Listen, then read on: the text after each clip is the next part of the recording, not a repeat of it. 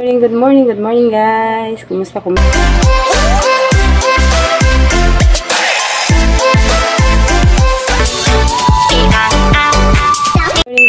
morning guys. Kumusta yung araw niyo mga inday, mga idol? Today is Wednesday na pala ngayon guys. Ang oras ngayon is 8:55 na ng umaga guys. At sorry, hindi ko na-end yung vlog namin kahapon. Nandun kami sa Jollibee guys kasi ang saya-saya na namin noon. Nagsiuwian na kaming lahat at hindi ko na rin natapos yung vlog ko. Pag uwi ko, hindi ko nakalimutan kong mag-vlog.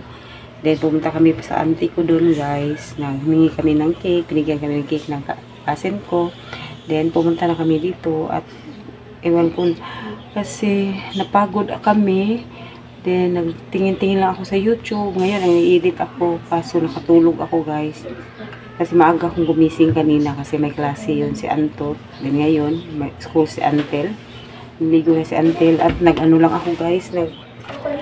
Prito lang ako ng isda. Ito yung ulam namin ngayon. Kanina nagluto lang ako ng beef float. Kasi hindi kami nakabili kahapon. Ay ano ko lang ito guys. Tinulang isda at saka iprito. May binili si Mr. yan na kamatis, sili na pahaba at saka yung kangkong. Yan lang ilalagay ko. At nandito si Gion. Wala siyang pasok. Kaya nandito siya. Samahan niya si Antel maligo. Loading ako guys. Loading kasi napagod ako kahapon. Ang saya-saya namin. Diba nakita niyo naman sa vlog. Dami namin doon. At least mara kaming mga bata. Pero hindi ako sumali sa mga games guys. Kasi alam niyo man ang lola niyo. Baka maano. Kasi ayoko mapagod yung katawan ko. Nag-relax lang ako. Nag-picture. Yung mga bata lang sumali. At marami silang dalang mga prizes. Yun. Ang saya-saya ni Auntie. Pagdating dito, yung mga kaibigan niya naglalaro. At binigyan namin ng spaghetti. Meron kaming dalang Sunday. At si Mr. siya lang kumain. Nagdala kasi ako ng chicken joy para sa kanya. And hindi kasi siya nakarating doon kasi 6 na ang out niya, mga 5 plus at umuwi na kami. Hindi ko na lang siya pinaano doon. Kaya dinalang ko na lang siya ng pasalubong. Yun lang guys, update ko kayo sa buhay namin. Kumusta yung araw nyo? Ang petsa na nga pala ngayon is August 28, 2024. Malapit na namang September. It's a Burmas. Lalabas na naman si Jose Marichan guys. Tignan nyo. Yan. Hindi ko yan tinanggal. Kasi alam ko, ang bilis lang ng panahon. In 4 months time, Pasko na naman guys. Kaya dyan lang muna siya. Pero, madali naman siya tanggalin. Pero ayoko na lang tanggalin kasi baka maano na ako. Mahirapan pa. At kanina, medyo makulimlim. Pero ngayon, tingnan nyo ang kalangitan guys. Grabe yung init dito. Parang summer. Tingnan nyo. Nasira yung tanim ko dyan. Hindi pa ako nakapagwalis dyan kasi napagod ako. Yan. Wala dito ang mga pusa. Ang dami na natumba ng mga tanim. Luto muna ako guys. Hindi nga pala ako nakapaghilamos. Nag-toothbrush lang ako. At maligo ako mamaya pagkatapos nilang Antel. Magluto muna ako. Kasi, ang bilis-bilis na ng oras guys. Dapat sa 11:30, nandun na kami sa school. Papunta na kami sa school kasi 12 yung ni Antel. Yung pasok niya. Si Ashley may pasok ngayon 12. Kanina, umuwi siya galing work 5:51. Tumating siya. At si Antot naman, punta na naman ng school. Si Mister, pumasok na ng work. Ako, dito lang sa bahay. Ito ang buhay nating mga nanay. A day in my life. As a nanay na nandito pa rin sa Cebu. Na hindi pa rin nakalmati ng Jamaica. See guys, see you again later. Magluto muna ako. Hindi ko na kayo isama kasi paulit-ulit na naman itong ginagawa natin. And see you again later. At thank you nga pala sa mga viewers namin. Thank you sa mga new subscriber namin. Welcome to our channel. Ito yung aming munting channel na magpamilya. And please like, subscribe. If you haven't yet, please subscribe to our YouTube channel. Babush! Sa Family Vlog. See you again later. Babush! Oras ngayon is 11:33 at hatid ko na si Antel sa school niya. 12 kasi yung pasok niya guys. Samahan niya ako sa school. Guys, punta na kami sa school ni Antel. Samahan niyo kami guys. Di man initil, manakailan tatil guys. Sayang. Ang itong pay-pay. Salamat.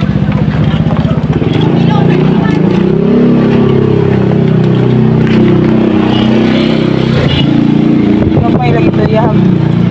Gamay lagi yung hapuan. Yang. Di ba ni kaigo eh?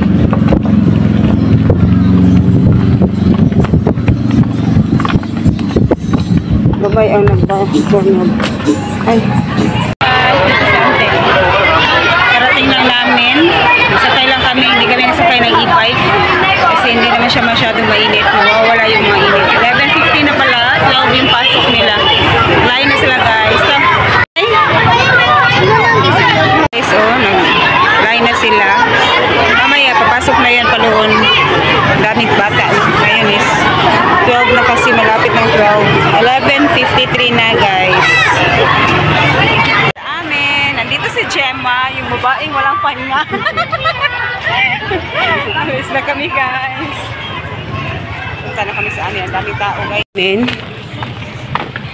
Sakay lang ako ng jeep. Ay, alam nyo ba? Ano ito mga namin, kapitbahay namin mga bata. Ang kulit. Alam nyo ba na wala silang dalawa.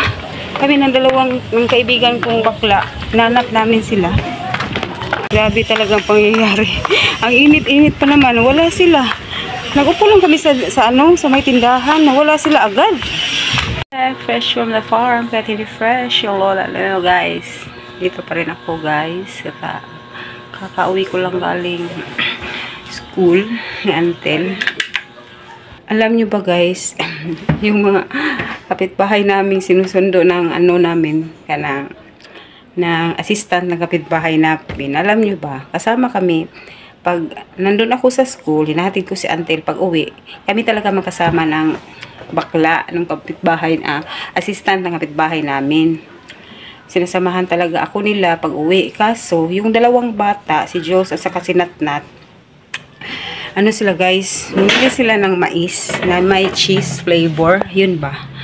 Nagbebenta ako noon yan. Kaso, hindi na ngayon. Bumibili sila ngayon. Bumili si Jules ng mais. Kami, nag-standby lang doon sa may tapat. Kaso, habang kami nag-uusap, nagtatawanan kami dalawa ni bakla. Alam nyo ba, nawala sila agad. Akala namin umuwi na sila. Hindi naman sila dumaan sa amin.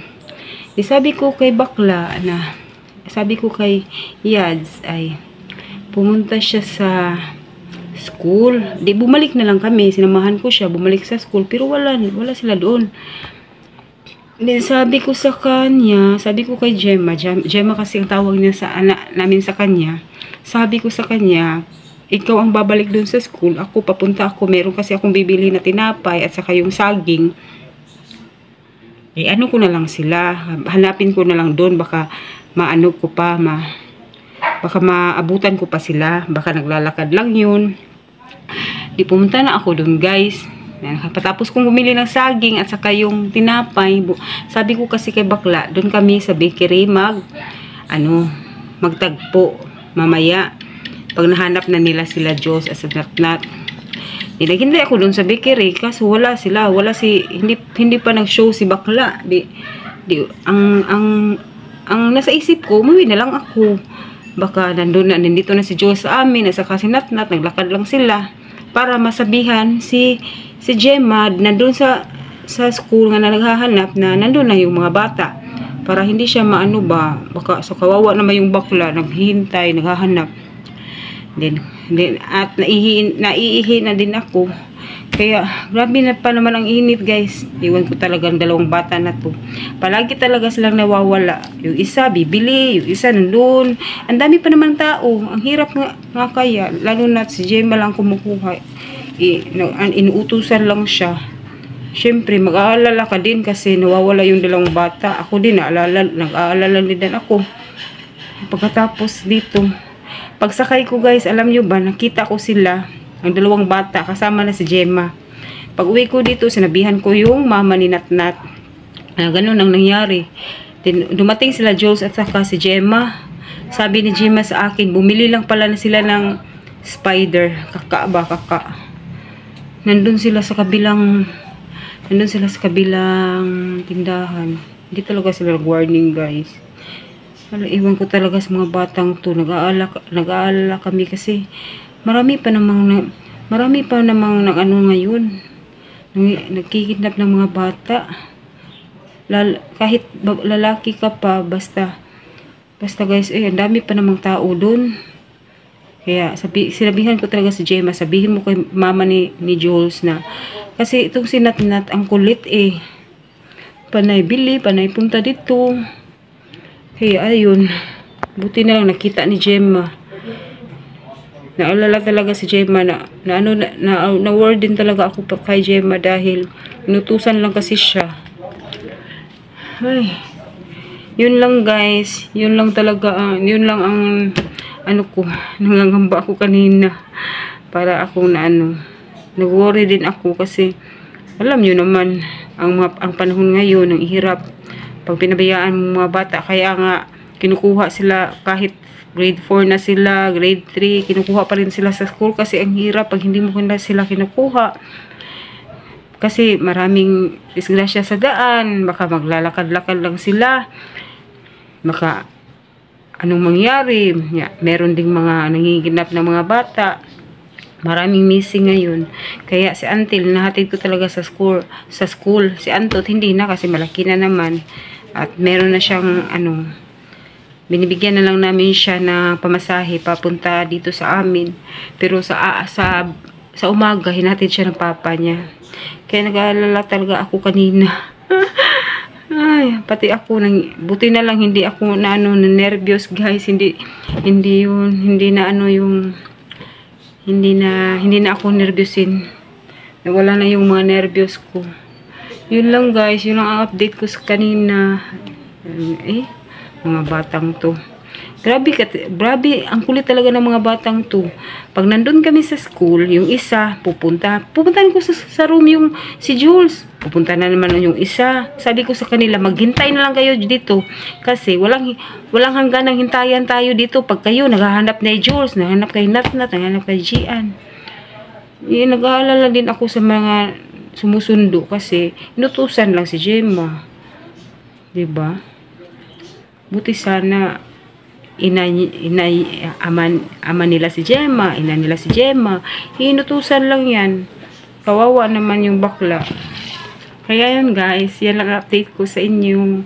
At magpapahinga muna ako kasi medyo inaantok talaga ako guys. Mga 4, gumising na kasi ako kanina. Then, natulog ako ng konti. Pag gising ko, almost 5 na, kaya nagluto na ako guys. Yan ang update ko. Mamaya ko na lang kayo i-update mamayang hapon. Pahinga muna ako at mag-edit muna ako sa vlog ko. Marami na akong nakatambak na mga videos. Kailangan ko na siyang i-delete kailangan ko na siyang i-edit at i-delete para hindi mapuno itong phone. Kasi wala pa talaga akong cam guys. At gusto ko sa phone kasi mas easy kaysa maganda naman yung sa camera kasi maganda yung kuha. Pero masiyang akong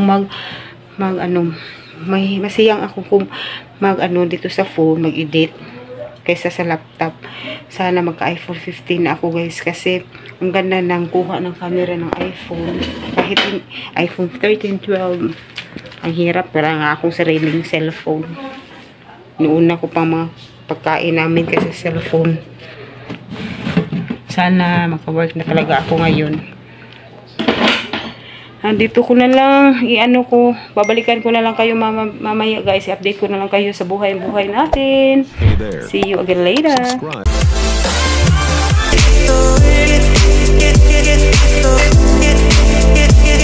Subscribe.